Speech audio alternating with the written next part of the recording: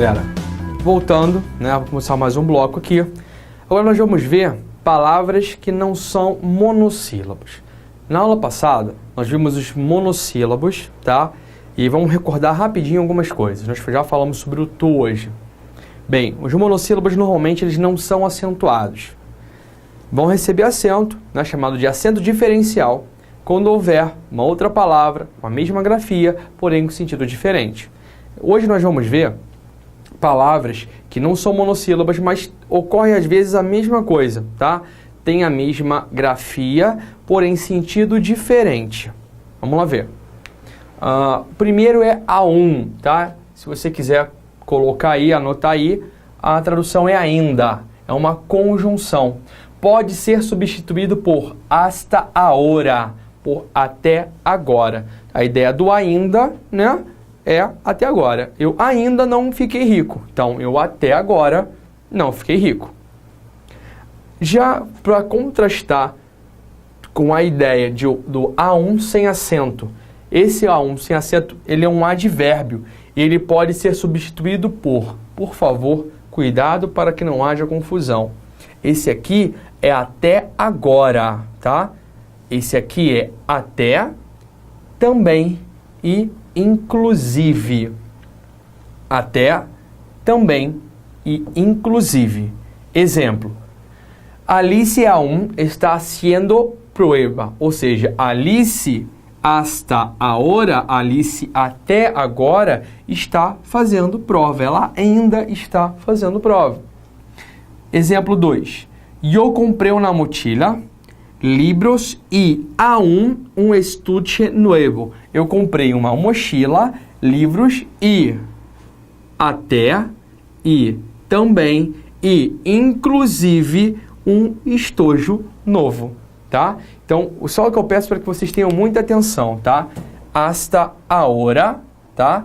Que é a ideia de até agora, até este momento, a ideia do ainda. E esses três aqui, tá? Que sem acento é até, também ou inclusive. Tranquilo? Bem, vamos ver o próximo aí.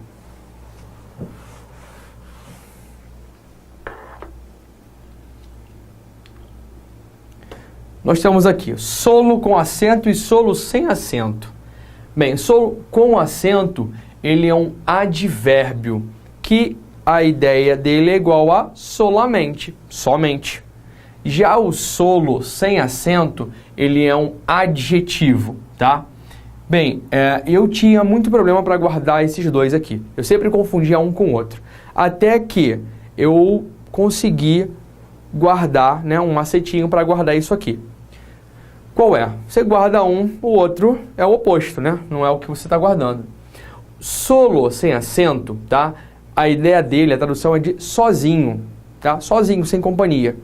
E eu guardei o seguinte, o solo sem acento, ele é tão sozinho, a tradução é sozinho, mas ele é tão sozinho que nem acento ele leva, tá? Então eu guardei o solo sem acento, que a tradução é sozinho, e que ele é tão sozinho que nem o acento vai com ele.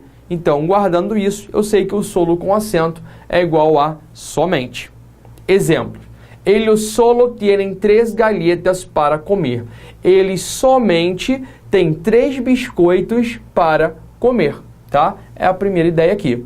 Agora, o segundo exemplo. Estou limpiando a casa solo.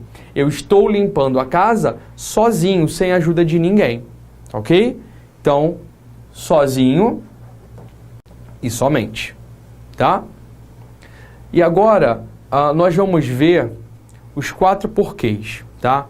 Vamos ver com calma isso, porque gera confusão, porque já não entende em português e aí vem para o espanhol se desesperar. Não há necessidade para isso, tá? Lógico, tem que ter aqui uma atenção redobrada. Por quê? Aqui eu só tenho 2.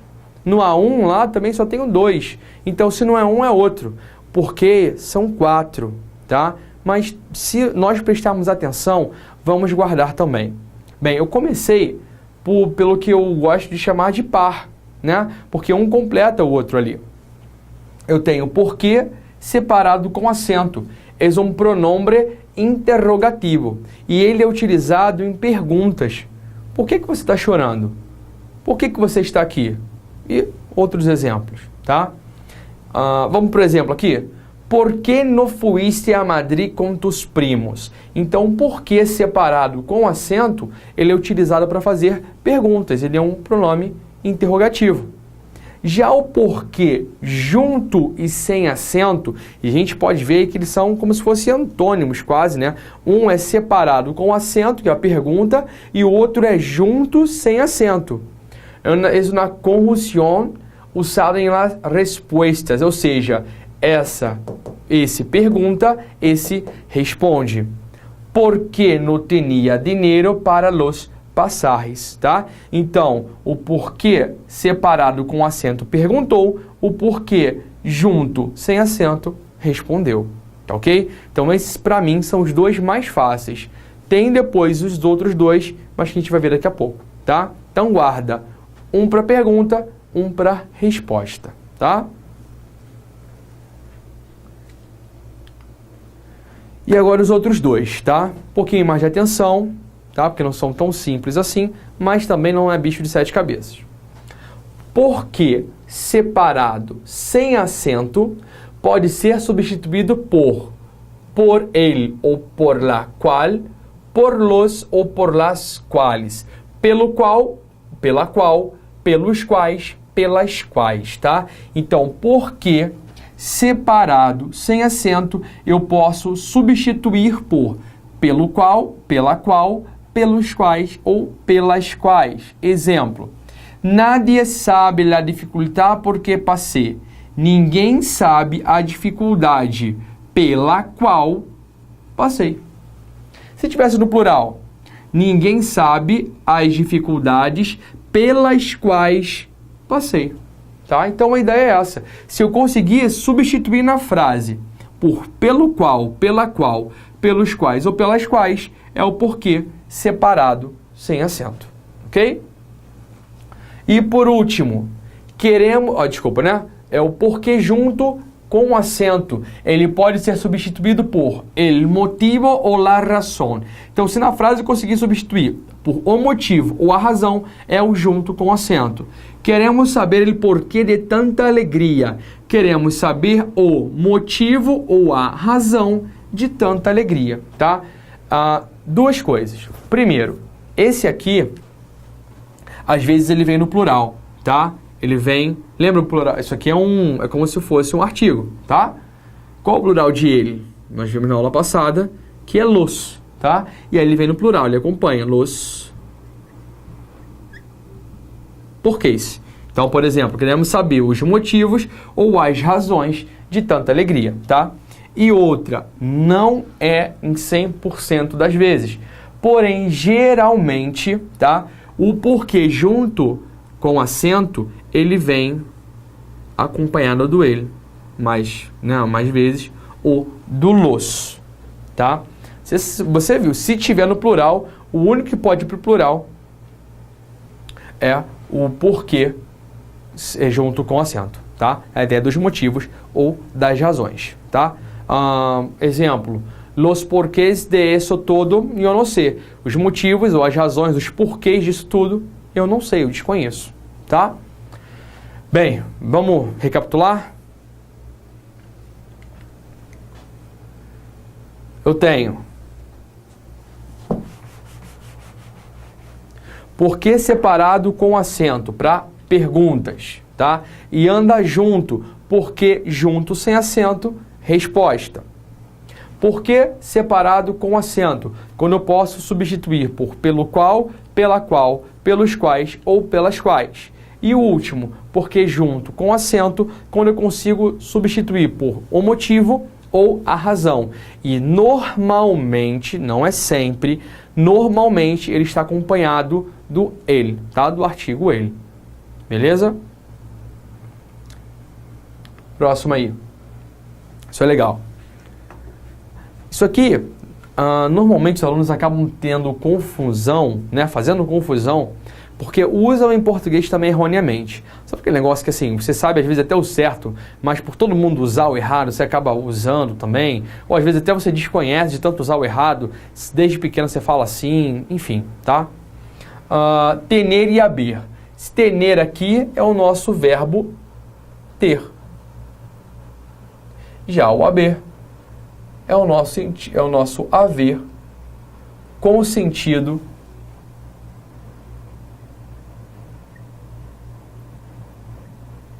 de existir.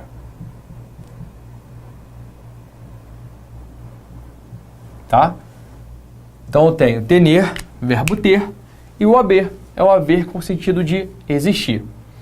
Vamos ver quando a gente usa um e quando usa outro. Então, normalmente utilizamos o verbo tener para. Normalmente é isso, tá?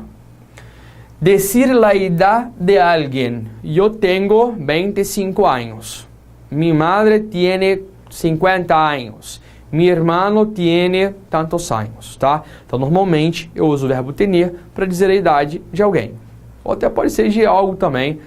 Mi casa tiene 100 anos. Minha casa tem 100 anos. Ok.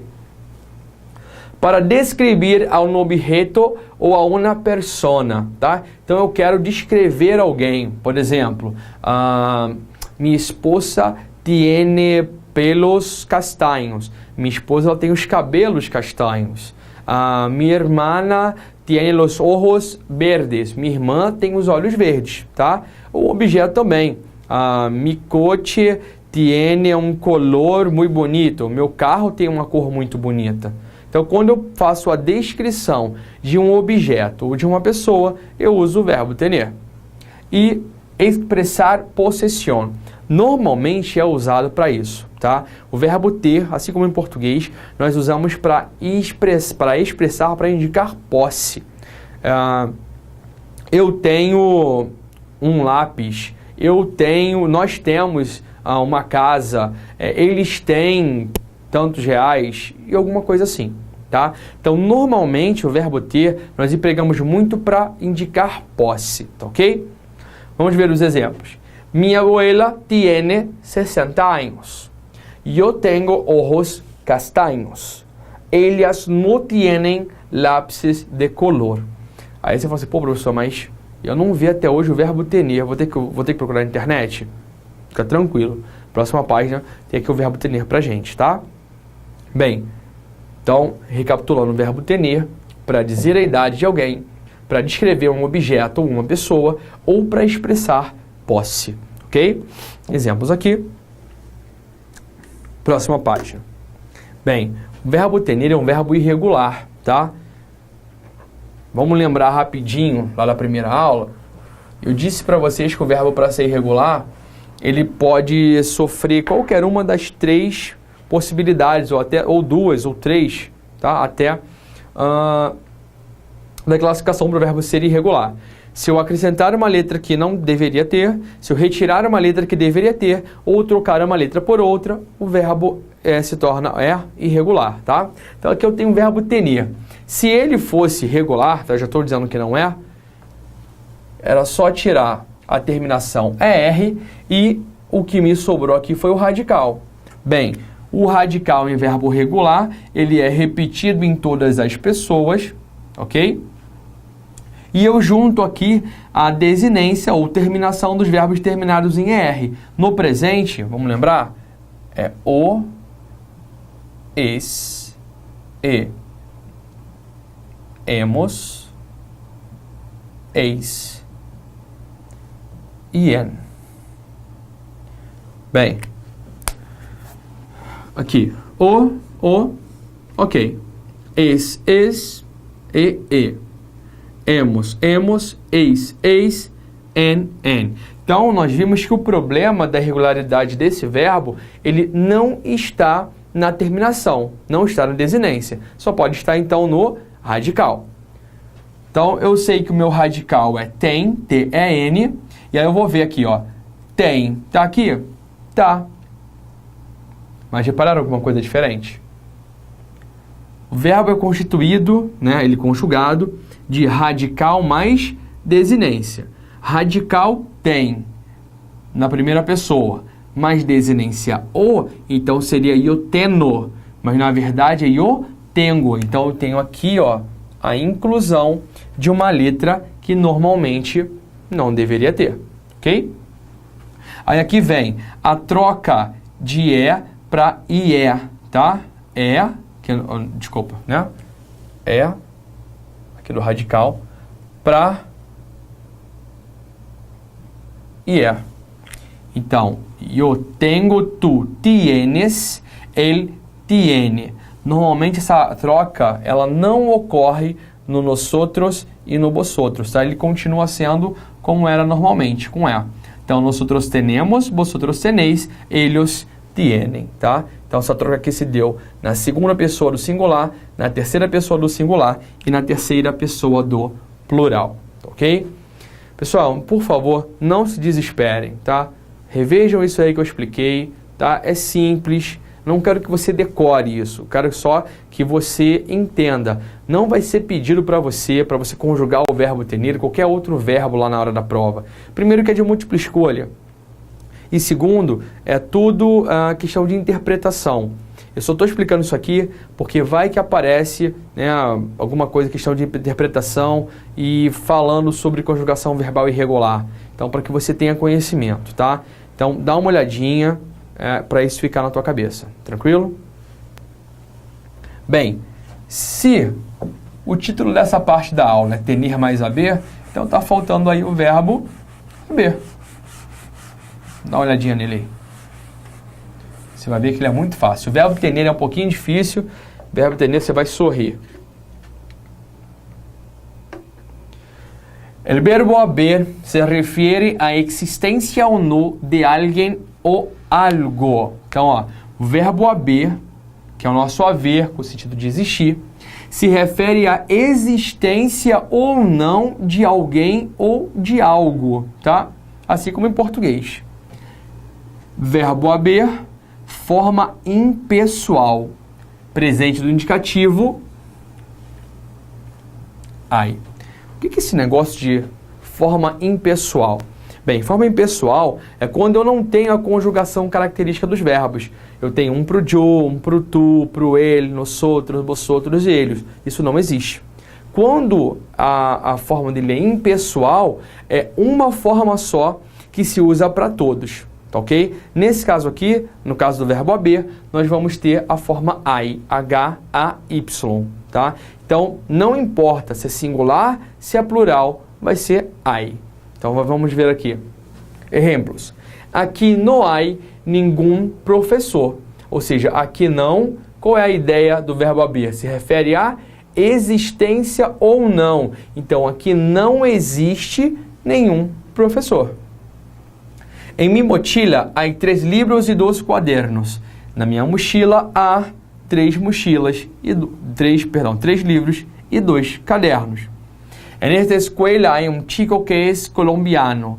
Nessa escola há um menino que é colombiano, tá? Então, o verbo tener, ele tem basicamente 3 aplicações, né? A questão da idade, da descrição e da posse. Já o verbo haber é muito mais fácil. Tá? É ideia de existência ou não de alguém ou de algo. Então, caso você não queira guardar os dois, o que você faz? Guarda o verbo haber, que é uma aplicação só. Primeiro, só tem uma forma, que ele é impessoal, então só tem um jeito, que é o I, H-Y.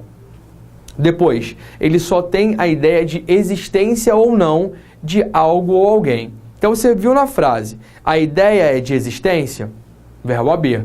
Ah, não é de existência? Então, é o verbo tener. Ok? Isso é tranquilo.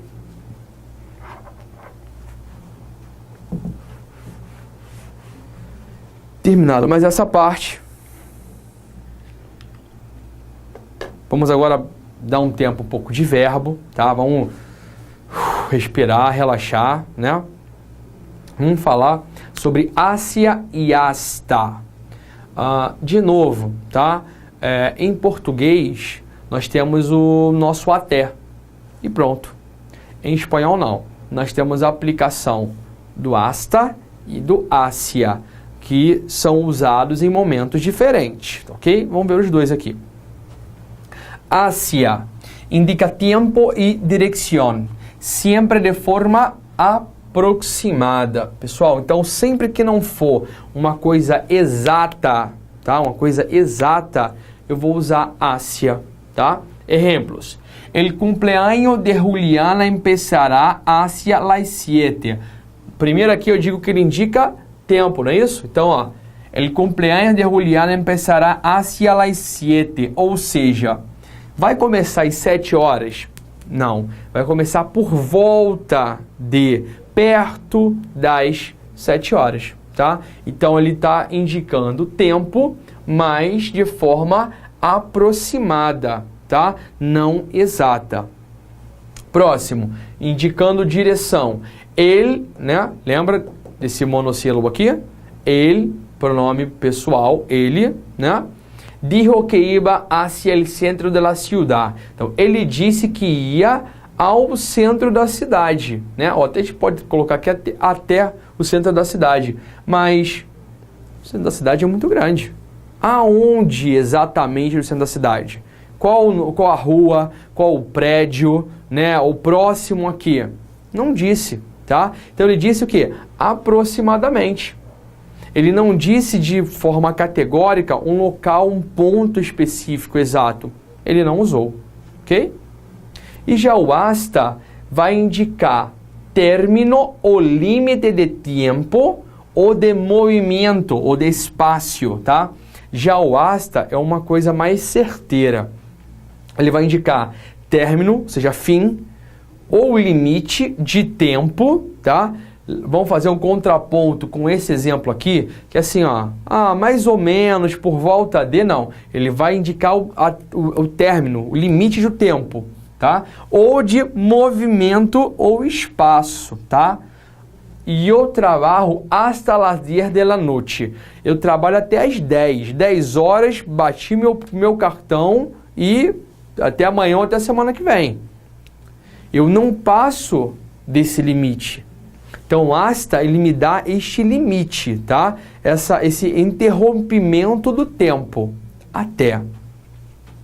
Já aqui, anda hasta aquele árbol. Ou seja, vai andando. Mas vai andando em qualquer... Não, um lugar específico. Anda até aquela árvore.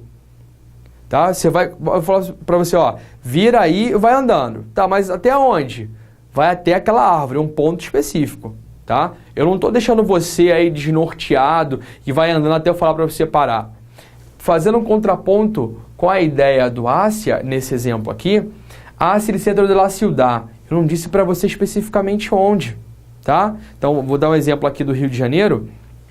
Não falei para você que ele disse que ia até a Rua Uruguaiana, ou até a Central do Brasil, ou alguma coisa do tipo. Não falei isso, tá? Já nesse caso aqui é um ponto específico, tá? Anda até aquela árvore, você não vai passar de lá, você não vai ir para a esquerda e você não vai para a direita, é até aquele ponto e acabou, tá?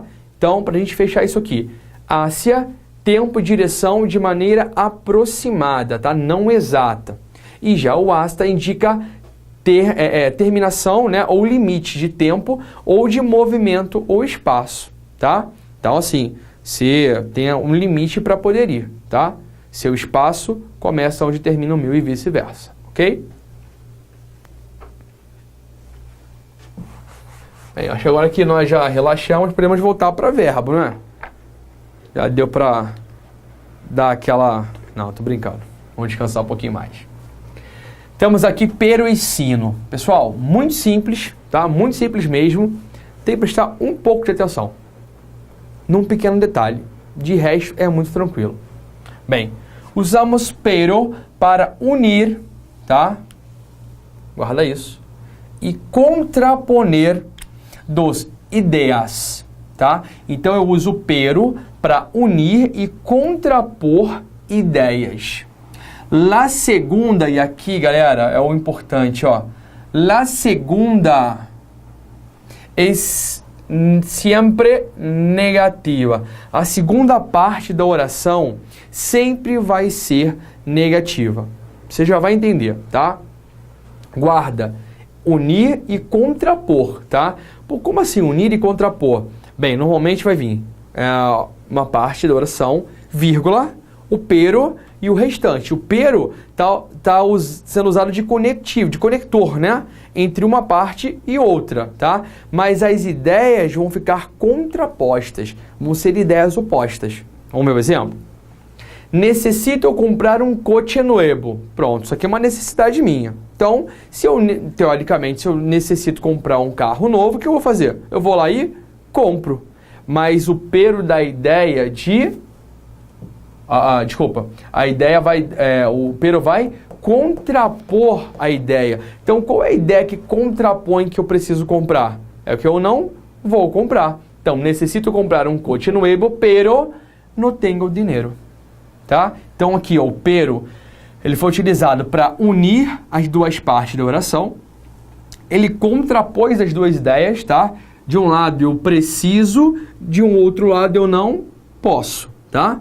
E, mais importante, a segunda parte sempre é negativa, tá? Quando pero, o no ou uma outra ideia de negação vai vir na segunda parte da oração, tá? Necessito comprar um coche nuevo. Teoricamente é uma parte afirmativa.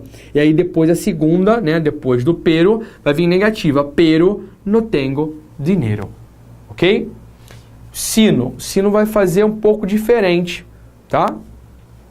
Usamos sino para unir e contraponer duas ideias. Ó, aqui eles têm a mesma função. Eles unem uma parte da oração à outra e são usados para contrapor ideias, tá? Porém, nesse caso aqui, la primeira sempre es negativa, ou seja, enquanto pero, primeiro, teoricamente, é afirmativo, né? E a segunda é negativa, o sino vai ser diferente. O sino, a primeira vai ser negativa e a próxima positiva. Então, eu tenho Isabel no quiere ganar una moto. Então, sempre que a primeira parte da oração for negativa, eu vou usar sino. E só posso usar sino se a primeira parte for negativa, tá? Ou for a ideia de alguma coisa negativa. Se não tiver... Pessoal, presta atenção aqui, tá? Muito importante. Se eu não tiver uma ideia negativa nessa primeira parte aqui, o sino não pode vir aqui, tá? Então, Isabel no quiere ganar una moto, sino una bicicleta, tá? Então, seria mais ou menos o seguinte... preciso comprar um carro novo, mas não tenho dinheiro, tá? Isabel não quer ganhar uma moto, senão uma bicicleta, tá? Mais ou menos isso aí. Tranquilo? Então, para recapitular, os dois têm o mesmo sentido, tá? Servem para a mesma coisa. Unir as duas orações e contrapor as duas orações. Qual é a principal diferença? O pero, a segunda parte da oração, vai ser negativa, tá? Como no exemplo. Já o sino, a primeira parte da oração é negativa. Ok? Bem, vamos fechar esse bloco. Daqui a pouco a gente se vê, pessoal.